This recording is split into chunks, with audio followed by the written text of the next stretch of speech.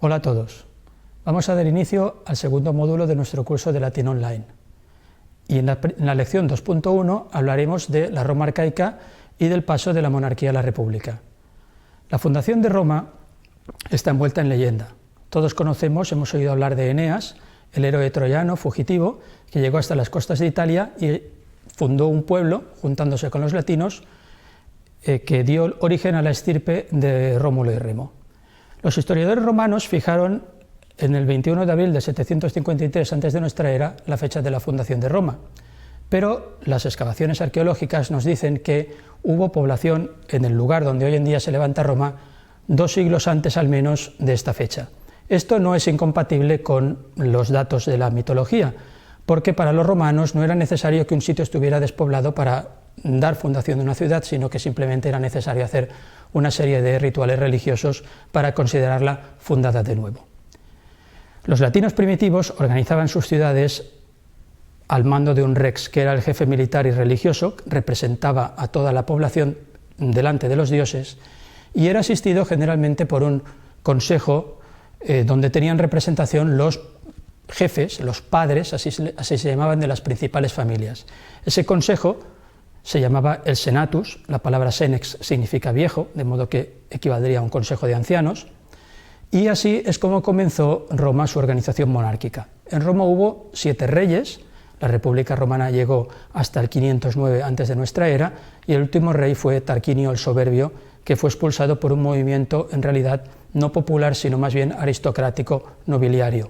Dio paso a lo que llamamos la República Romana, periodo en el cual el territorio de Roma se extendió muchísimo, como ahora veremos.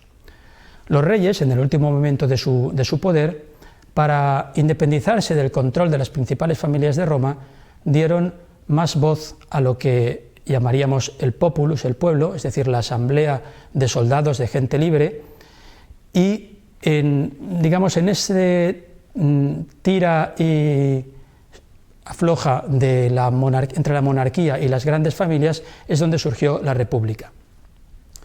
En la república inicial tenía mucho papel la diferencia entre patricios y plebeyos. Los patricios, que estaban organizados en potentes gentes, es decir, grandes familias al mando de un paterfamilias, de un jefe, tenían todos los poderes políticos y constituían la base de la organización social, mientras que a lo largo de la época monárquica ya fue formándose una nueva clase social, vamos a llamarla así, aunque el término es un poco anacrónico, que se llamaban los plebeyos. Eran habitantes que vivían en Roma, que tenían toda su vida hecha en aquella ciudad, pero no pertenecían al organigrama político porque no tenían propiedades en la tierra y no pertenecían a esas familias fundadoras. A medida que fue creciendo el poder político de estos plebeyos, digamos que Roma fue avanzando hacia una mayor igualdad entre las dos clases o tipos de población inicial. Cuando se proclamó la República, los poderes que tenía el rey fueron distribuidos entre diversas autoridades, entre diversas magistraturas. El poder militar fue a parar a los cónsules, el poder judicial a los pretores, el poder religioso a 2 instituciones, el Rex Sacrorum, que tenía un papel muy limitado, y el Pontifex Maximus, que era un cargo más bien político, y el poder legislativo, que en un primer momento era compartido entre el rey y el Senado, fue distribuido entre los cónsules y el Senado también. Más tarde, a medida que fue creciendo el poder de la plebe, también una nueva magistratura, los tribunos de la plebe, gozarían de esta iniciativa legislativa. Durante la monarquía, Roma se adueñó del Lacio, es lo que veis aquí en nuestro mapa del color rojo más oscuro.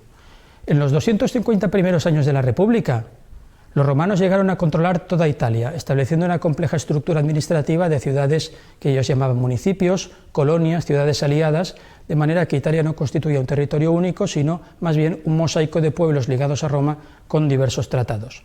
Pero a final del siglo I antes de nuestra era, la República Romana había conseguido ya dominar toda la cuenca mediterránea, todo lo que veis en esta ilustración pintado de amarillo, de modo que os podéis imaginar qué problemas constituirían para un grupo social tan pequeño como era el patriciado de Roma esta extensión territorial tan grande, este contacto con pueblos tan diversos y, digamos, la necesidad de justificar su expansión mediante una ideología de pueblo dominante, una ideología imperialista que más adelante estudiaremos en las próximas sesiones.